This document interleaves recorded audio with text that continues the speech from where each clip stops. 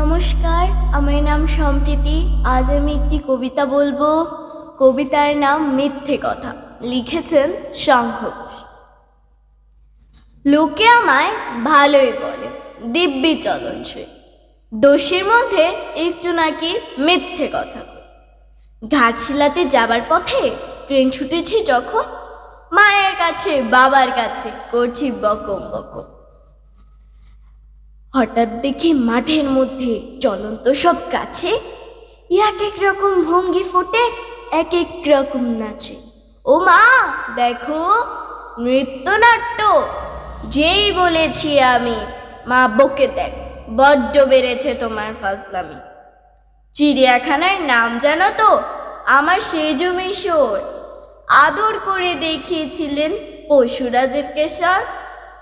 কয়দিন পরে চুন ঘেঁষানো দেওয়াল জুড়ে এই কি ঠিক অবিকল সেই রকমই মূর্তি যেন দেখি।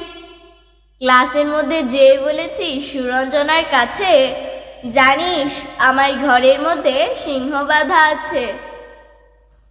দিদিমণি অমনি বললেন, শোনো, এসব কথা যেন না শুনি কখনো। বলি না তাই সেসব কথা, সামলে রাখি খুব। কিন্তু সেদিন কি হয়েছে এমনই বেয়াকুব, আকাশপথে আবারও চোখ গিয়েছে আটকে।